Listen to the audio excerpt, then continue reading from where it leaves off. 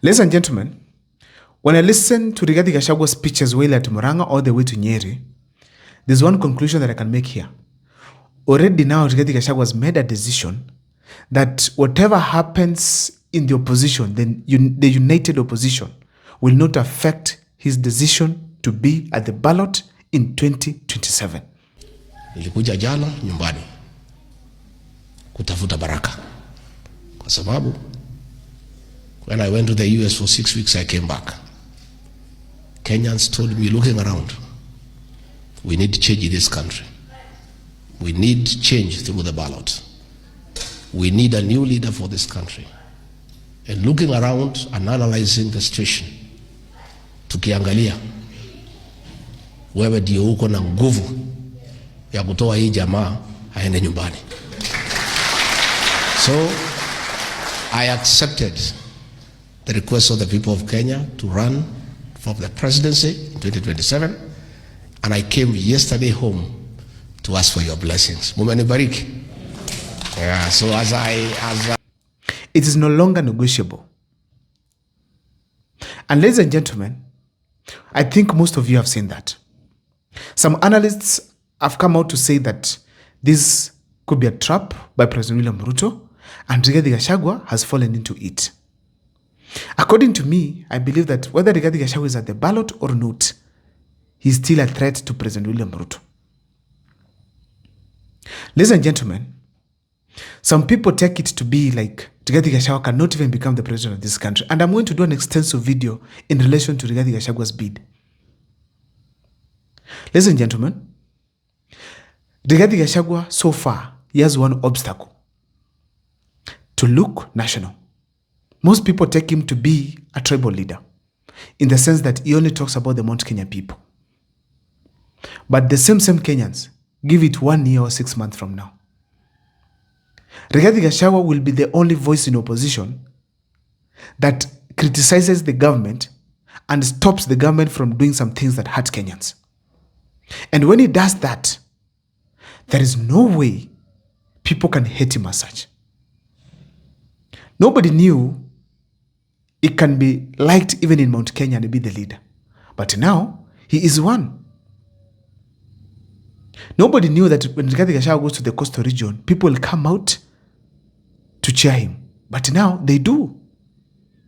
Nobody knew that when Rigathi Gachagua makes a statement from Kiambu, it can be able to affect the Gusii region. Nobody knew. But now he speaks, people listen. So according to me, I feel it is not a trap. It's either his fate, or I feel strongly that this is tactical. That is not the basis of my video here today. I'm here to do simple things. First, to prove to you that Rigathi Gachagua has made a decision to be at the ballot. That is number one. Number two, on this particular channel, I'll show you the reasons as to why Rigathi Gachagua decided that he's now going to be at the ballot, and there are no more negotiations that they're going to have within the opposition. But before I do so, if this is the first time you're watching my videos at Mukwa Times, please make sure that you subscribe, like, and comment, because that is the best support you can always give this channel. Ladies and gentlemen, when Rigathi Gachagua used to visit places in the country before he left for the US, Rigathi Gachagua could always acknowledge that they are united in the opposition. And he always took some minutes to remind the crowd that they can settle on any one of them. But he also told them that if he's given the chance, atakimbiza William Ruto kama baiskeli imeibiwa. For those who remember when in Western Kenya, wacha tuelewane kitu kimoja. Sisi tuko wanaume na wanawake karibu 6. Tumekubaliana ya kwamba tutatoa mtu mmoja kupambana na Kasongo. Tumekubaliana. Ikiwa ni Kalonzo Musyoka mtaunga mkono. Ikiwa ni Fred Matiang'i mtaunga mkono. Ikiwa ni Eugene Wamalwa mtaunga mkono.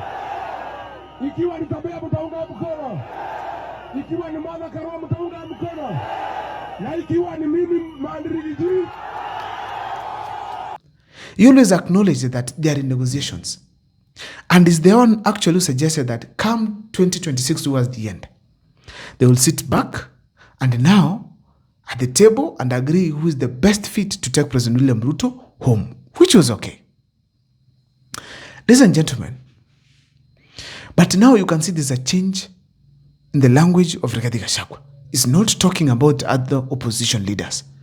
Now he's saying Kenyans have asked him, not the opposition leaders have endorsed him, but Kenyans have asked him to be at the ballot in 2027, and that he went to Nyeri and Mount Kenya to get his blessings and get to the rest of the country, look for his cousins to get to the presidency. That was the clear message. And what made me now to tell that there are problems in the opposition and that there are no more negotiations now unless things change.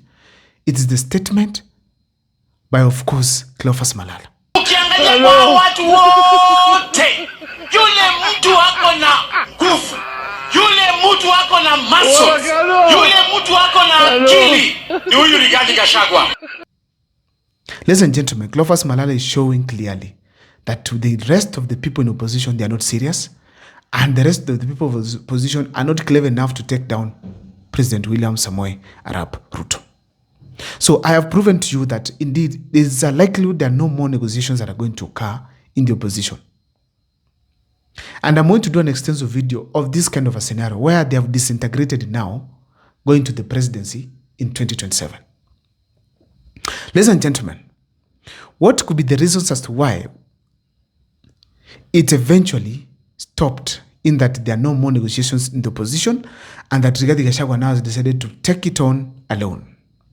Number one, Rigathi Gachagua sat down and realized that most of the politicians in the opposition, they're either overthinking or they're not serious. Rigathi Gachagua was learning that William Ruto campaigned for 4 years. For him to beat President Uhuru Kenyatta and Raila combined, he had to campaign for 4 years.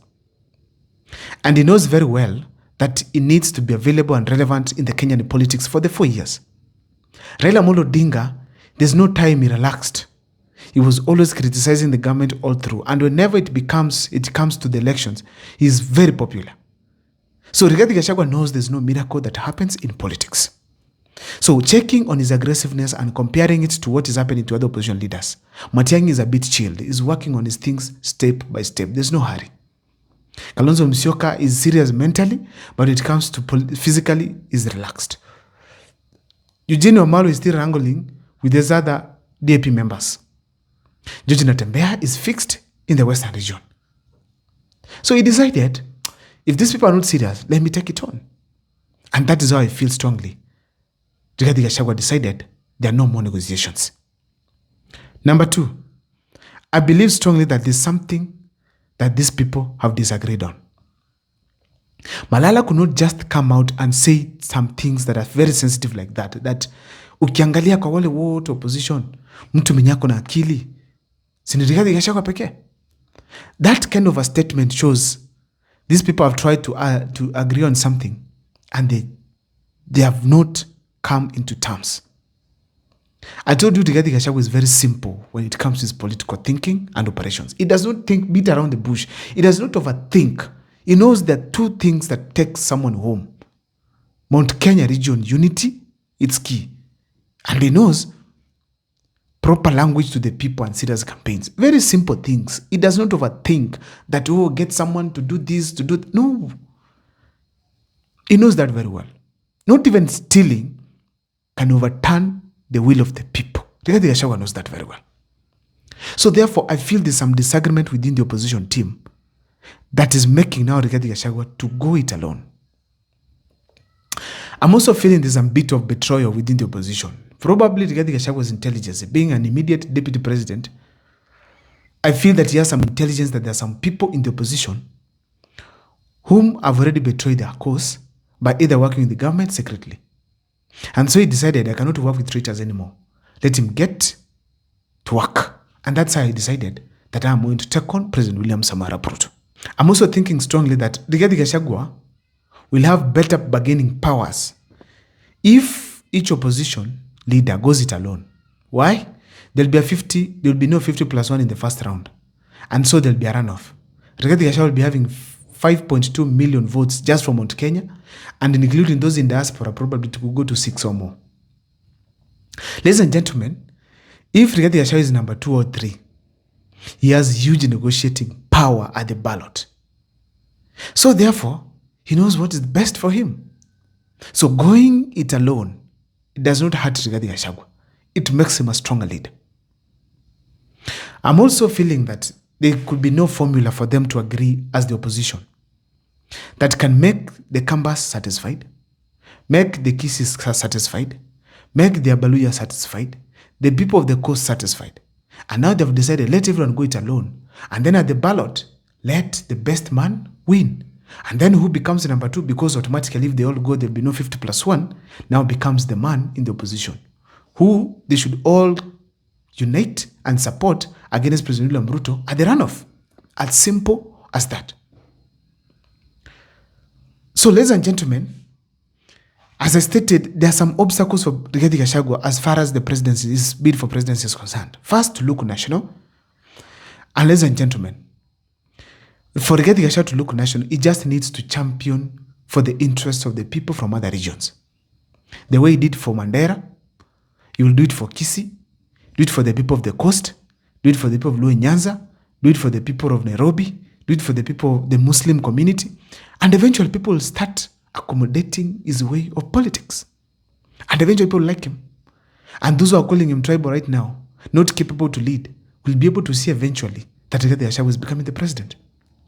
If there's one of the most intelligent leaders we have right now, it is Rigathi Gachagua. Check his decision to leave the US. It was intelligent. He decided that this is the time to quit the stage. He came back to Kenya. The time he left for the US, it was an intelligent move. The ability for him to wait to be impeached, it was an intelligent style of politics. Don't underrate Rigathi Gachagua. Nobody to do that. Some people are bashing him right now. Oh, we don't want another Kikuyu. Do you know that you will need Kikuyus for you to win an election, even if Rigathi Gachagua decides not to be at the ballot? I don't know what is your take, ladies and gentlemen, but in the comment section, share with me on what you think.